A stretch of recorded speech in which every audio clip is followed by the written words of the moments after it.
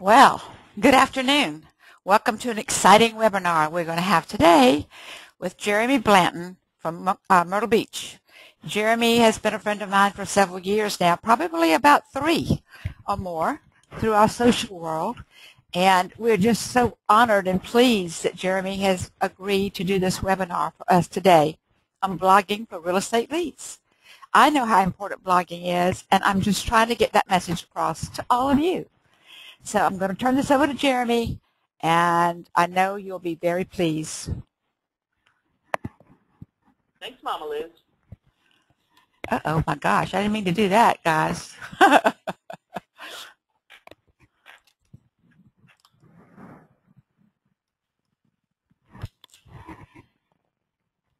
Okay, Jeremy, you got it. All right. Yeah, so as Liz said, today we're going to talk about blogging and blogging for leads and the fundamentals to getting started with your blog and how to go about it. And so we're going to talk about, the importance of it, why you need to do this, and how to get started. Jeremy, And, excuse me, Jeremy. I'm having a hard time hearing you. I don't know about anybody else. If you could speak louder or whatever. Okay. Is that any better? A little. Okay. Okay, that's better. So good. So we're going to talk about the fundamentals of blogging and why you need to do this. But before we get into that, first let me set this up for you all, and it'll make a lot more sense then once we get to the actual basic principles of it. Every day, consumers are out reading blogs everywhere they go. On average, they're reading 27 blogs per week. That's a lot of places that they're reading content. They're reading it at places like the New York Times. They're reading it on Pepsi Spike. CNN now delivers all of their content to their consumers via a blog. Google has their own blog. Even comic strips like Gilbert have their own blog in places like that. Well, the one that I find funny is this one right here, Twitter. Twitter is a microblogging platform in which you can share information in 140 characters or less. But what they realize is that even though they're a microblogging platform and they're great for that, there just isn't the ability for people to get the full message there. And so what they have to do is they're writing it then on their own full-blown blog. So it's everywhere you look, you're seeing a blog. So what does a blog mean? Hey, Liz, I'm getting like some really bad scratching and banging. I think it's coming from your microphone. Is there any way that you can mute it? Oh, yeah. Thanks. Done. So what does blogging mean? Blogging means more business. The more you blog, the more business you're going to see. A recent study that I read from a rather large internet company, they went out and they interviewed about 1,800 various businesses all across the world. And what they did is they asked them a few questions, and here's some of the results that they received back from it. A business that blogs on a regular basis receives 55% more online visitors to their website than those who don't.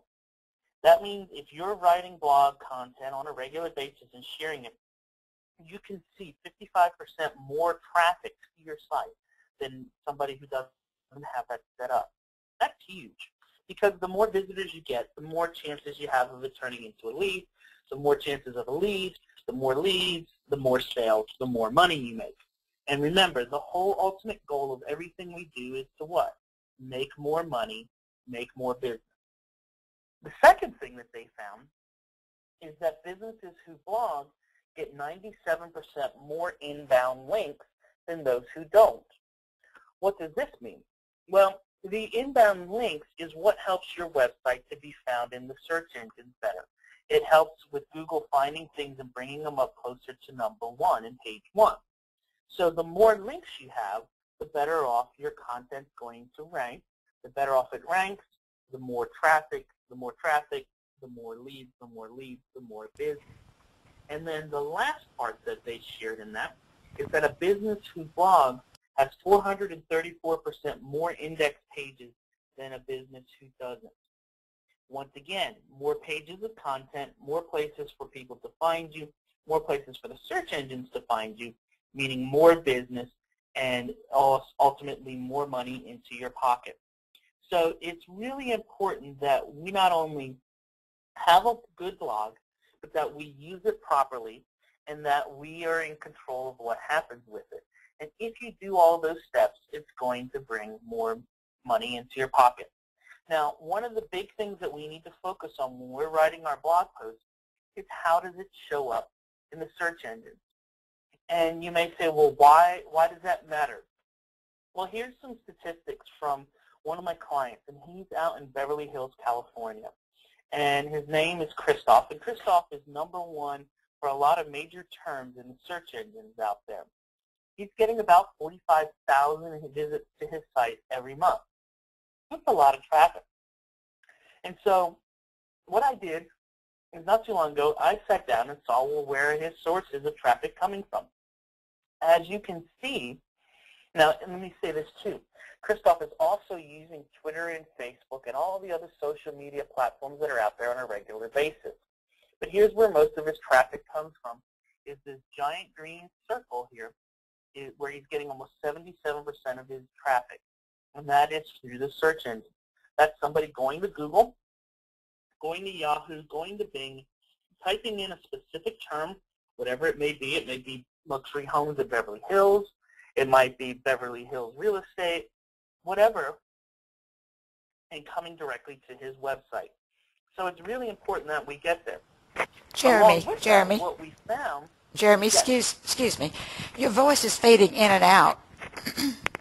So I don't know if sometimes you're turning your head or what, but it's fading in and out. Okay?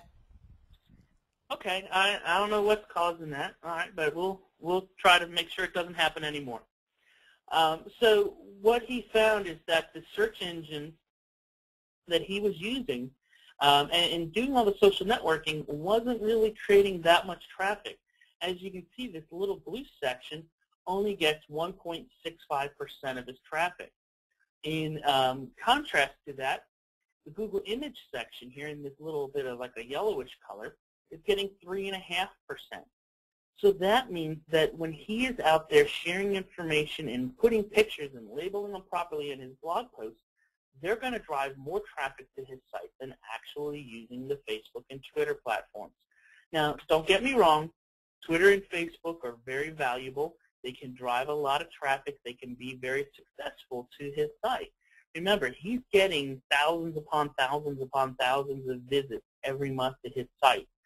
So in his situation, even though it's only 1.65%, that's still, 1,500 to 2,000 visits a month to his site. So it's really important that you're doing those things. So let's move on here. Where do you want to blog? Well, there's a couple different options that are out there. Here are 3, and there's other ones like Typepad and Blogger. And I'm actually in the process right now of writing a blog post on these different ones and why it's important to own the place that you do it. And I know, Liz, you have some great blogging platforms already built for your agents, which is awesome for them to have, and that you guys are in ownership of that and not having to play by someone else's rules. But I had a client who's down in the Charleston area who used Blogger for his blog. And Active Rain and WordPress.com and Typepad and all the other places where you are not in complete and total control, this could happen to you too. What happened is this gentleman used Blogger for 1 year to 2 years, writing content on a regular basis. His stuff was starting to be found by the search engine. It was starting to get good traffic and starting to produce leads for him. Well, one day out of nowhere, Blogger decided they didn't like his website anymore, and so they just shut him down. They said he had broke a rule, but didn't really have a rule to give him, didn't really tell him why, and wouldn't reinstate it. And so 2 years of work, all this time, effort, and energy was lost. We couldn't even recover his posts to export them out and move them over. So it's really, really important that you own the place where you're blogging. But here's three other popular places. The WordPress.com, it's free. It's limited on the features and themes that you have, but you can set something up fairly quickly and get it going. And, it basically takes a username, a password, and off you go. The Active Rain Network is another great place where you can start to blog. You do pay a monthly fee there if you want it to be found by the search engines, and I think right now it's about $59 a month. There's some places it's $89, some places I see it's $59, so it's somewhere in that range, I would say. It's a great place to network with other agents from around the country. You can do all of that for free. The community that is there is amazing. It's by far its most powerful asset, and it's a great place to just connect with other agents, learn information on technology things, and also real estate related issues, and can be a good referral base. So go get you a site, set up there. It's free to do the free one. Takes you about 5 minutes as well, and just start connecting with people. That's actually how Liz and I met, was through the Active Rain Network. I've made many, many connections all across the country just through using the Active Rain platform. But once again, with all of those, you play and live by their rules. If you break their terms of service, if you do something that they don't like, they can just shut you down, and they really don't have to give you a reason as to why they're doing it. And then the third option is that self-hosted WordPress.org. They're fully customizable. You can do all kinds of features. There's all types. You can even turn it into a complete website option and have it be your, everything, where you've got your IDX, you've got your community pages, you're wanting to buy a home, how to sell your home, all that content that you would share right there all in one place. And here's a couple examples of some on the WordPress platform. The Phoenix Real Estate Guy, that's Jay Thompson out in Arizona. He is probably what we would call the blog father of real estate. He's one of the first people who started blogging, and it has been extremely successful. His website, last I checked, was on pace to hit 500,000 visits this year. Ari Rockstar is another great one out in San Antonio. And then here's some other examples, and you can see by these pictures all of the different customizations, all of the different things you can do to make them all unique and of their own out there. So now that we kind of got the basics of why you need to do it, let me give you a couple tips on how to do it successfully. And I broke this down into 5 keys. And these are the fundamentals to getting started with blogging. If you take these principles, put them into practice, and use it regularly, you're going to start to see some results come. And so the first key that's very important is you need to learn to pace yourself. Remember, blogging is not lightning in a bottle. It's not a magic bullet that you can just, blink your eyes and it's going to start bringing you business instantly. There are rare occasions where that happens. I had one client, she wrote her first blog post ever on a community. After writing it, within an hour, she received a call because there was a seller who was just happened to go out to Google and search at the same time as she posted her blog, found her, she went over, listed the house within 3 hours, all because she had just wrote her first blog post. But that's not the normal.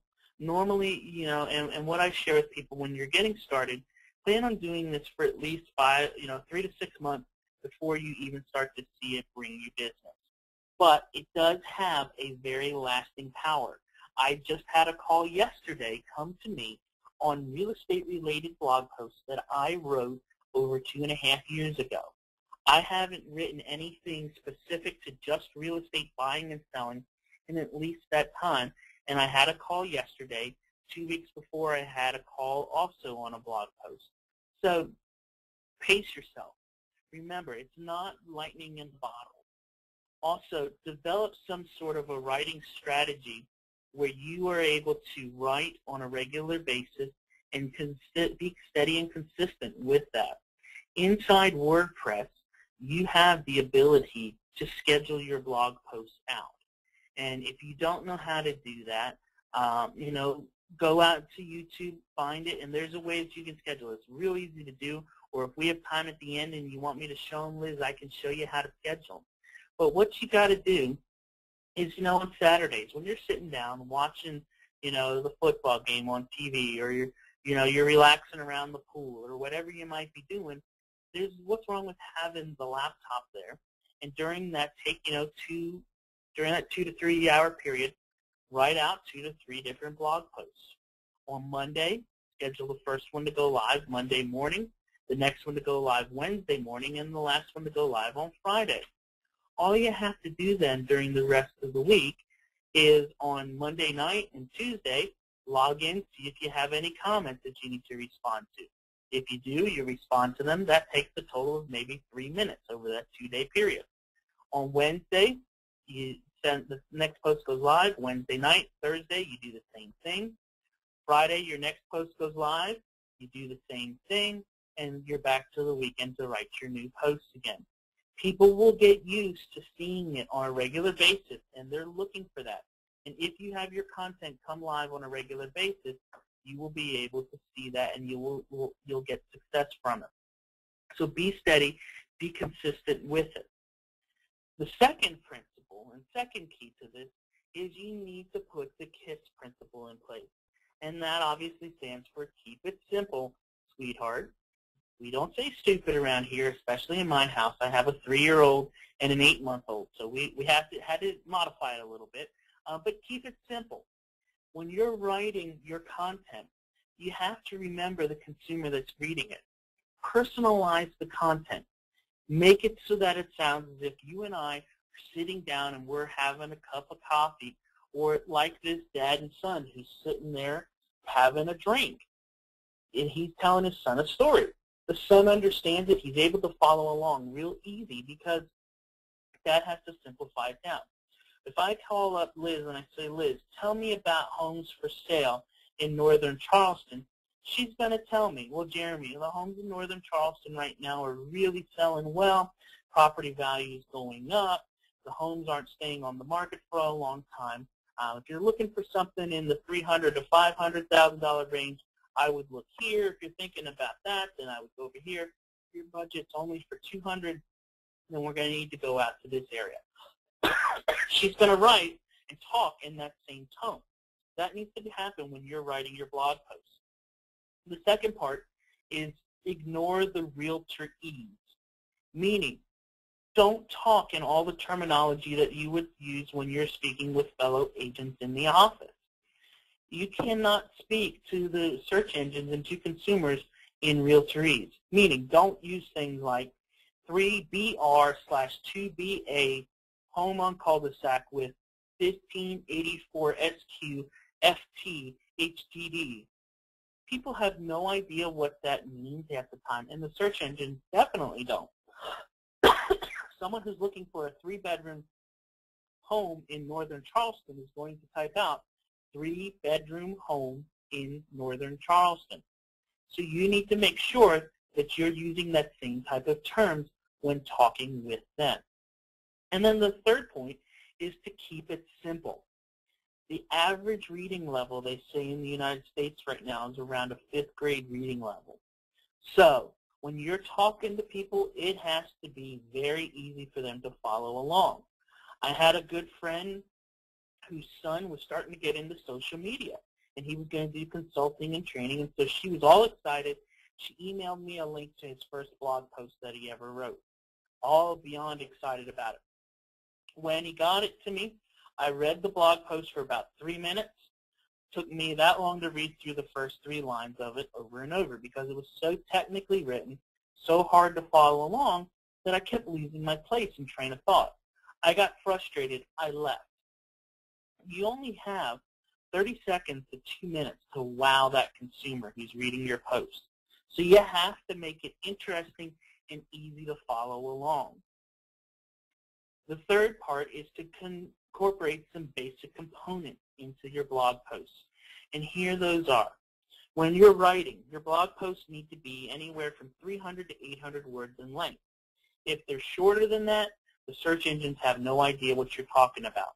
If they're longer than that, the consumer's not going to read it all, and you're going to bore them and they'll leave. So if you have something that's going to take you more than 800 words to read, say, for example, back when they had the big tax credit stuff going on, that might take a little more than 300 to 800 words to explain all of the details to consumers. So break it up into a series and share it that way with people in a series. They're able to follow along, understand what you're talking about, and keep along with you. Also, put 2 photos into every single blog post you write. Remember that graph that we showed up here?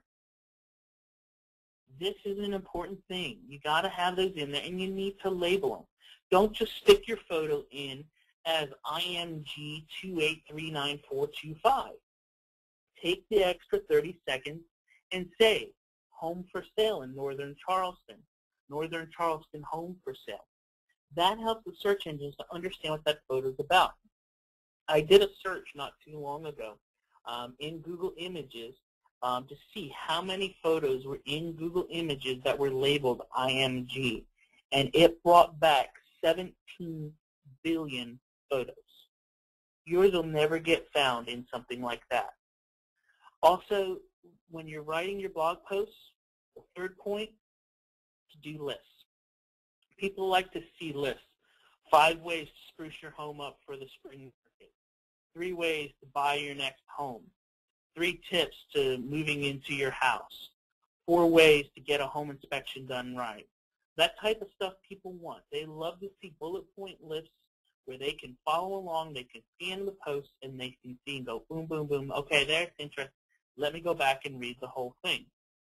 Also, when you're writing, it's imperative that you keep your paragraphs short and easy to follow along.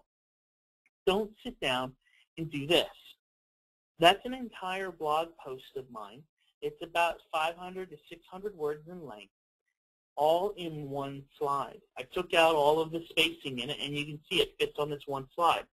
If a consumer's here and they're trying to read this, their eyes are going to get lost. They're going to keep getting frustrated because they can't keep their place, and they're going to basically give up and leave. So it's really important that you do those things properly. Moving along here, the 4th key is to be hyper-local. Now, when I say hyper-local, I don't mean talk about North Charleston. I don't mean talk about Columbia.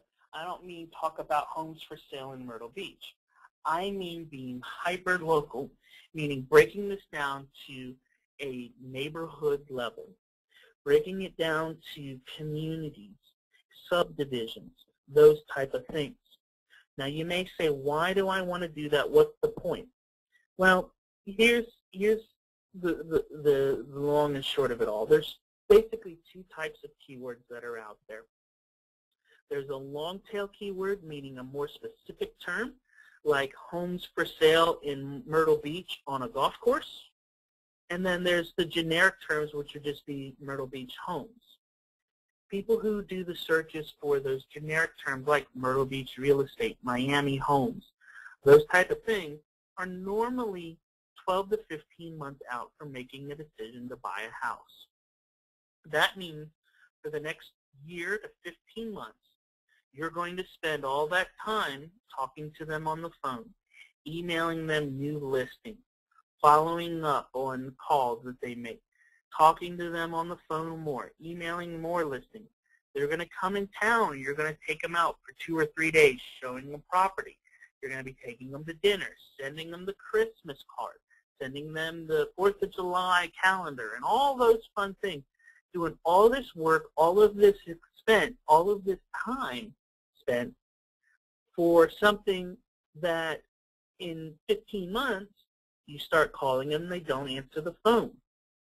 On your final try, number 18 of, in a 3-week period of time, you finally catch them by dumb luck as they're walking in the door to Walmart, and they go, oh, thanks, Liz, for all your time over the last year, but we've decided not to buy here. We're moving to so-and-so, or we're going to stay put here. Thanks. Have a great time. You spent all that time, all that energy, all of that effort working with someone who decided not to even buy in your area. On the other hand, if you're doing your local content and being hyper-local, where you're writing about those neighborhoods, where you're writing about homes for sale on the golf course in Myrtle Beach, golf course condos for sale in Myrtle Beach, that type of stuff. Those are consumers who already come, they've visited the area. They know, you know what, we like Myrtle Beach. But we also know we can't afford to be oceanfront in Myrtle Beach, and we don't want to be down in the southern end. We don't want to be here, and we decided we want to be in a condo. So those type of people have already done some research. They've already done some work. They're coming and saying, we want to find a home that is a condo on a golf course in Myrtle Beach. And so they're doing searches for condos for sale in Myrtle Beach on a golf course, or golf course condos in Myrtle Beach. Those type of leads are somebody who's normally 2 to 3 months out from making a decision to buy or sell. So you've taken a year to 15 months off of the time spent working with them. The quality of the lead is also going to go up immensely. Now, you may not see those 200 to 300 leads a month come in because they're, you know, a lower quality term, or not a lower quality, but a lower searched term. I had a friend, he was the #1 term for Myrtle Beach homes and Myrtle Beach real estate for a while. He would get anywhere from 400 to 500 leads every month come in. And what he would do with these leads is he would walk into the back room of our office where all the new agents worked. We called it the bullpen because they were all in these little cubicles stacked basically on top of each other to work. And he would walk in the back room and he would say, got the new set of leads, and he'd have some spreadsheets in his hand and he's waving them around. Who wants some? Well, these new agents, they were excited to work with anything that was living and breathing and alive and interested in the word real estate, and they would jump out of their seats and run. Oh, give me some. Oh, I want some. Oh, can I get some too? He'd hand out all of these leads to them and just say, well, if you sell one, give me a referral. If you sell one, just give me a 25% referral. Well, what was he doing? He, #1, knew these leads are not that high a quality. So it's not going to turn into money instantly. He also knew, do I want to waste all my time and energy working on this lead that may not turn into a sale? No, I'm going to hand them off to somewhere else. And if they get so lucky, I'll get a little bit of residual income. But then the third thing that he was doing is he was taking all of his competition in the office and distracting them to work on low-quality leads while he was able to focus on cream of the crop, people who walked in the door, people who called in on the phone and did all those things that were really high potentials because he gave everybody else something else to do. So right on that local level, right on that more specific terms, and you're going to see a lot higher quality. My business partner, Jason, he's out in Austin, Texas. Jason wrote a long time about a specific community. And he kept writing about Black Hawk Downs and Black Hawk and Black Hawk and Black Hawk. He kept writing about it over and over and over. Well, a gentleman who found his stuff, was searching for that specific neighborhood, followed along for about a 6-month period of time. That he kept just watching what Jason was saying about it, reading more information, not commenting, not calling him up, not emailing him, not doing any of those things, virtually stalking him almost. And one day he sent him an email. He said, hey, Jason, I've been following your blog now for about 6 months. I love this neighborhood. I've followed all your information on it. The wife and I will be in town next weekend. While we're there, we'd like to look at the homes for sale in this neighborhood. And from your most recent market reports, we can tell that there's only 5 homes on the market right now. We'd like to see this one, and this one, and in particular, this one here piques our interest. Jason took them out, worked with them for 2 hours. They wrote an offer. A month later, they closed on the property. Jason spent a total of maybe 8 hours working on the sale and made a $10,000 check. So that's the type of quality leads you'll get when you're more specific with your terms and you write on that more hyper-local content. Now, some of you might be saying, well, what kind of stuff should we write about? Well, it's pretty simple, actually. Share on local events. If there's, the Cooper River Bridge run, that's something that's a local event right down from your main office there, Liz. I would be writing about it. I would be sharing about it because it draws a lot of people into town. It's a local event. It's a great way for you to connect with people in your local market and communicate with them. Secondly, write about market reports. These are one of the easiest things out there to do.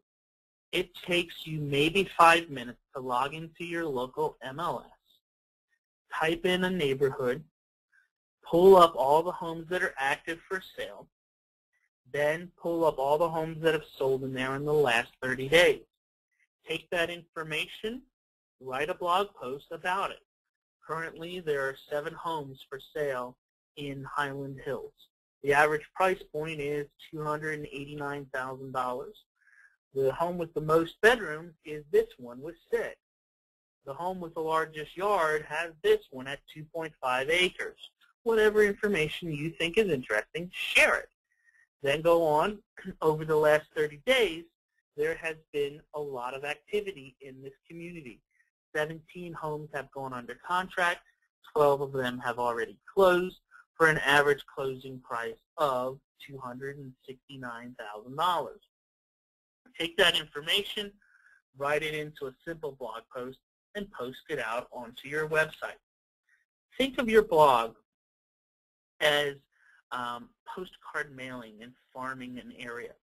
The only difference is that while I'm farming with this, I don't have to worry about 1, paying for postage, 2, it being thrown in the trash, and 3, I'm hitting a much larger market because not only am I going to hit the sellers who are thinking of selling their home in there, but I'm also finding all the buyers from around the world who are thinking about buying a home in that neighborhood. So write those market reports. Write about local communities. Share that information. If you do that, people will find it. You're going to see success come. And then the last thing that's a great area to write about is write about local businesses in your area. You can see over here on the right a picture of Rio's Brazilian Steakhouse. And if you've ever been to Myrtle Beach and gone there, you know how awesome of a place this is. It's one of my favorite restaurants to eat at here in the area. I always joke around and say, if anybody wants to take me to dinner, just take me here. I'll be perfectly happy with it. But my wife and I went here about, it's probably been about 3 years ago now. We went to eat at Rio's. And it was during the wintertime, and they run in the wintertime half-price Sundays. So instead of it being the normal $35 to $37 per person, it was like $17 each. So in essence, it was a 2-for-1 deal for us. So we went on a Sunday afternoon. We stopped after church, put our name on the list, and go and eat. And they said to us a 3.5-hour wait. To give you an idea of how long we waited, we took our little beeper that they gave us. We drove home. We changed out of our Sunday clothing. We changed my daughter out of her Sunday dress, changed her diaper, put her in a new outfit, got her all dressed up again, got ready to leave to go to lunch, took her back out of the outfit we just put her in, changed the diaper again, put on a new clean diaper and a new clean outfit from the blowout, got in the car, drove back over there, and still waited for about 45 minutes to an hour. We sat down, we ate our meal. It was phenomenal as always. We were leaving, and my wife said to me, she said, Jeremy, why don't you write a blog post about this place? And I was like, you know what, honey, that's a great idea. I turned around, with my old BlackBerry phone with a junky camera in it, shot this photograph of the outside of the building, and off we went home. Later that night, I sat down for about 15 minutes, wrote a blog post about it, and put a link in there to their contact information and how their hours of operation and all that stuff in it. When I finished writing the blog post, I simply went back to their website, hit their Contact Me button, and sent them a real quick email. And here's what I said in this email. Hi, my name is Jeremy. I know you probably get a lot of negative feedback coming in here. I wanted you to know not everyone feels that way.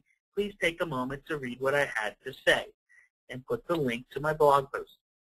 Now, in my blog post, I did not say, hi, I'm Jeremy Blanton. I'm a top producing real estate agent here in Myrtle Beach. If you're interested in buying a home or selling a home in the area, please contact me. Here's my phone number. Here's my email. Here's my Twitter, blah, blah. I didn't put any of that stuff. I simply wrote a blog post about the area, about this community and this business, and sent it out. What happened is Rio's is part of a franchise that has about 20 to 25 different restaurants throughout the entire Southeast. They shared my blog post with all of the other franchisors in the area. They also sent it off to the upper management, to which I received back about 6 different emails from people throughout the corporation saying the same thing. But the one that I found the most interesting was the email back from the CEO. And what he said was this: Dear Jeremy, thank you so much for taking the time to visit our restaurant, and thank you even more for your kind reviews. We can tell that you're a real estate agent in the Myrtle Beach area. We're constantly transferring our management in and out of your area, and they ask who should we use for real estate. We now know who to send them to. Thanks, and have a great day. So my 15 to 20 minutes of writing gave me a solid connection inside a large franchise restaurant throughout the entire Southeast that would be moving people in and out of the area. There are so many other stories like this that I've done. So go to those local businesses, sit down, talk with the manager, and just say, hey, I'm a real estate agent. I'd love to write about your business. Would you mind? When you finish, shoot them an email and say, here it is. They're going to take that now. They're going to share it on their Facebook page. They're going to email it to their friends. They're going to give it to people who walk in the door of the restaurant. They're going to become a mouthpiece for your business and help you to drive more people to your site. Another example of this is Jason out in Austin has a place near him called Round Rock Donuts, and it's the home of the 2-pound donut. If you've ever seen that show Man vs. Food, he went out there and did a show at this place, the Round Rock Donuts. Well, Jason was telling me about it one day, and I said, no, you're making this up. There's no such thing. So he went out, he did a little brief video interview. It's maybe 3 minutes long of Round Rock Donuts, interviewed the manager, had him show the 2-pound donut off and those things. He grabbed their business card, he emailed it off to them. That simple video now has over 4,000 views on YouTube. So it can be very effective to do.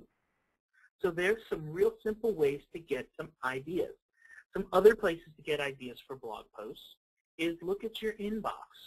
What question do you answer on a regular basis? Are people constantly emailing you and saying, what are taxes in this neighborhood? How much are taxes in this neighborhood? How much are taxes in this neighborhood? If you get, several emails on a specific subject, imagine how many hundreds or thousands of people are out there wondering the same thing and going to Google on a regular basis. Well, why not have them find your content on it? So write about things that you get asked regularly. Write about experiences that you come across during your day-to-day operation.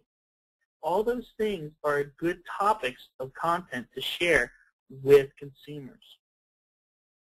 Moving on, so the last key here is to be yourself. It's very important to be your own self when you're writing and not try to mimic what other people have done. I've seen too many people in the past try to mimic the writing style of someone else that they see successfully doing it. Or they see somebody's blog. I mentioned a few minutes ago about Jay Thompson being kind of the initial person who ever started writing in real estate blogs. Well, a lot of people see his success, and so when they contact me and say, Jeremy, I need a new website built, and I say, okay, well, what do you want it to look like? They say, well, I want it to be just like Jay Thompson. I want it to be just like Jay. Or they say, you know what, Jeremy, I want to build out a website and a Facebook page, and I want it to be just like 365 things to do in Vancouver or 365 things to do in Atlanta. And, it's okay to try to mimic someone else, but you have to put it in your own words, in your own flavor, in your own lifestyle of how you do things. Don't try to be someone else, because here's what's going to happen. I, myself, I'm more of a statistical and numbers and data kind of person, and I'm kind of geeky like that at times. I, though, am not going to be the type of person who sits down and writes, with flowery words and how it feels and the smells and how it just, it makes me feel so, that's not me. I'm going to write and say, here's the statistics that share how I came about this answer here, and here's how it's done. Why do I do that? Because I want to attract the type of consumer that wants to work with me. If I'm the type of person, on the other hand, that is very much into, if I'm a real estate agent, that the house just feels wonderful and the smell of the beautiful roses out of the garden are wonderful and the sounds of the crickets near, if that's you, write that way, because then you're going to attract those type of consumers. What happens is if you try to write in a tone and in a voice that is not your own, you attract a consumer that you hate to work with, and you're going to want to quit your job because of it. I see too many times where somebody who's very much into the flowery and feeling try to write in a statistical sense and get consumers that are, the accountants and the bean counters and looking at the numbers, and you're sitting there banging your head on the wall going, but this house is exactly what you want, and I saw how you lit up and how you love this house and all these things, and never getting it to where it needs to be. So it's very important to write in your own. Moving along, so like I said, write how you speak. If you're somebody, like I said, write statistics, write that way. Second thing is to use some humor from time to time. It's okay to break away from just writing all real estate stuff and write about funny things that happen, or funny things that are going on in your life. I showed this image here a minute ago with the eviction notice. I wrote a blog post when Isabel was being born, and I titled it, Tomorrow I Have to Serve My First Eviction Notice, and it's to my daughter. Well, people got all up in arms and beside themselves because I was evicting my daughter. But they didn't take time to read through the blog post and read the image. What was going on is my daughter was past 41 weeks and was not coming out. So they decided they were going to do inducing in the morning to my wife. And so I thought, you know what, here's a funny way to share it with people and say, hey, tomorrow we're going to have a baby one way or another. She will be here. Well, the people who didn't read through the whole blog post and just saw the title and my first sentence or two got all up in arms because I'm evicting my daughter. When I said to them, go back and read through the post, they went, oh my gosh, that's hilarious. But share that personal touch, add some humor, write about things that you're passionate about. As you can see on the screen here, and Liz can tell you this probably as well as anybody else out there that connects with me and talks to me on a regular basis, I have a small addiction to Mountain Dew. I drink it on a regular basis. In fact, as some people have coffee in the morning, I have a Mountain Dew. It's just, one of the things that I enjoy. I'm not a fan of coffee. Give me that too, though. It's kind of like how I think, last I checked, Liz, you were drinking Diet Coke, if I remember correctly. And, you know, the same type of thing. So write about things you enjoy. I have friends and people that talk with me just because they know I enjoy Mountain Dew. I have other people who will communicate with me just because they know I'm a huge Philadelphia sports fan.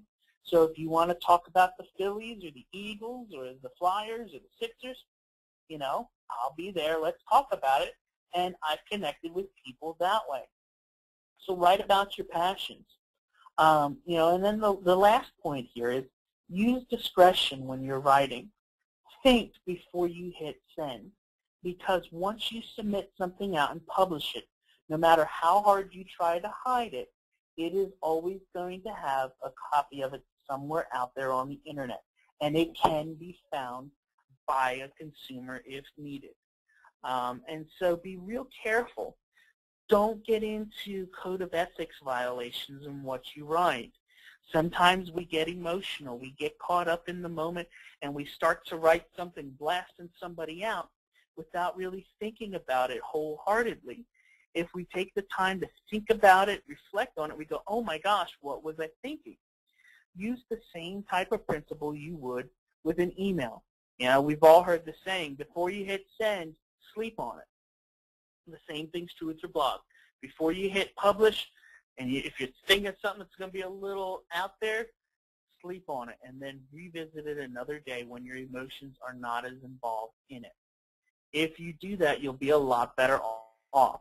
I've seen too many times where an agent has gone, had a really difficult buyer that they were working with or a difficult seller, and they decide to write a blog post about it that night and just blast them out of the water.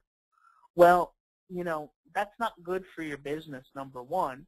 And number two, it could end up getting you into some rather serious legal troubles at times. So be careful with those type of things. So use that discretion, think before you hit send, and it's going to make your life a lot easier and a lot better. So let's recap this and go back through these here a minute. So here's your 5 keys again. Number 1, pace yourself. Remember, this is not lightning in a bottle. It takes time, it takes energy, it takes effort to get it all to work for you. As I said, don't plan on it bringing you business for several months. If it does before that, be just ecstatic and happy. If it doesn't, don't give up. That's the other thing. Don't sit down and write just 2 or 3 blog posts and go, well, this didn't work, so I'm giving up. Oh, this is a waste of my time. It takes time. It takes energy, and it does take some effort. But the rewards that you can receive from it are greater than any time you spend on Twitter, on Facebook, on YouTube, or any other social media platform that are out there. I can guarantee it. Secondly, use that KISS principle, right as if you and I are sitting down having a cup of coffee and you're talking to me in a 5th grade reading level, giving me the information that I asked for in a simple, easy to follow along manner. Write in that first person term. Don't make it just seem like I'm reading an editorial magazine. Thirdly, integrate those key components, 300 to 800 words in length, 2 images, links, and good paragraphs with white space and spacing around them, and bullet point lists. The third, integrate in, the fourth one, be hyper-local. Write about local businesses, events, charities, communities, market reports. The more hyper-local you go, the better off you are.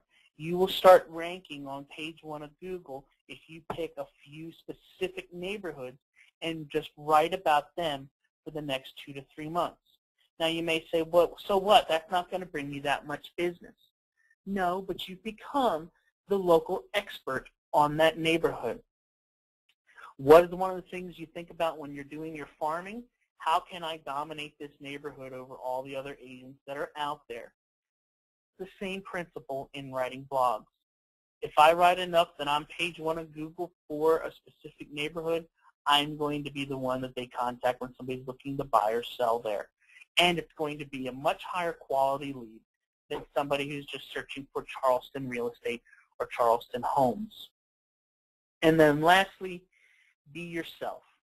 Write in terms that are similar to the way you talk, which, by the way, this, and not to get off on too much of a sidetrack, but please be careful if you're going to hire someone to write for you. I know a lot of people do this, and you know, if that's your decision, hey, that's fine to do, but make sure that the person who's writing for you writes in the same tone as you would speak to someone. Because what's going to happen is when that consumer finally meets you face to face, they're going to go, well, this isn't the agent that I fell in love with through their blog and reading their stuff. It doesn't sound like them at all. Also, be very careful that the content that they write doesn't get published without you knowing what it is. Because there are instances where something gets published and somebody will call you within an hour or two of it going out. And if you have no clue what it is and answer that phone, it's going to look really bad if you're on the other end of that phone conversation and they go, hi, Liz, can you tell me about you just wrote about the market report for Highland Hills. Can you tell me a little bit more about those homes that sold? Liz is going to look really bad if she's stumbling and bumbling through her words and, I'm out right now. Can I call you back in a little while? And basically, so Liz can get off the phone and read her own blog. That you don't want to have happen. So make sure you know what's being published out there for you if someone's doing it in your name. But be yourself, be personal, use discretion, and use some humor in what you write. And if you take these 5 things, put it into practice, you will see some results come your way. And so with that, Liz, we right at about 55 after. So we've got about 5 minutes. I don't know if anybody has any questions or anything that they wanted to share, or if you have any questions, but feel free to ask them now. Jeremy, we do have one person that has requested to know about writing one post and putting it on one website. Can they copy that and put it on different websites? Is that a good thing or a smart thing to do? Yes and no. Make sure that the place that you're putting it first is your home base, meaning your home website where you want to be the main place for business to happen. Once you write it there and it gets indexed by the search engine, so set up a Google alert for terms that would pick it up and show that it's there, you can then go and do it. But there is a little bit of trickiness to that. What you should really do is this. You should write the blog post. After you finish writing it, go to your second place you want to share it, copy paste it over, but then you should really try to change about 15 to 20% of the content, including the title and the first and last paragraphs of it. That's going to give you the best overall, because then what happens is the search engine sees each piece as its own unique thing. If you copy and paste it, the same thing over and over and over, a lot of times what they'll do is they'll see, well, this is the originator of it. We're going to give them the Google juice, and the other ones, yeah, we'll give them some, but it never ranks as well. If you change it up just a little bit and put it out that way, then you're going to see better results come from it. There is a technical way of doing that where you don't have to write it, but it does get a little complex using what's called the canonical element to make it happen. Thanks, Jeremy. That was great. Everybody is saying thank you, thank you, thank you. That's the questions I'm getting. They've really enjoyed the webinar. And as y'all can see, I don't know if they can hear me, Jeremy, but I know you can. All of Jeremy's information is there on the screen. He does an awesome job. And thank you so much, Jeremy. Sure, no problem. And if you guys need anything, like Liz said, there's all my information on the screen. Feel free to contact me. You know, I'm my friend over on Facebook. Join our Facebook page. Follow me on Twitter if you're there. There's my email, my phone, our website. There's a lot of information over on our site regarding blogging and WordPress sites and all of that information. So if you're looking to get some more info on how they all work, how to make it better, options, plugins, things to do to make yours better, go over there and check it out. You'll find a lot of good stuff there. Very good. Thank you so much, Jeremy. Have a great day and a great week. All right. Thanks, everybody. You all have a great one.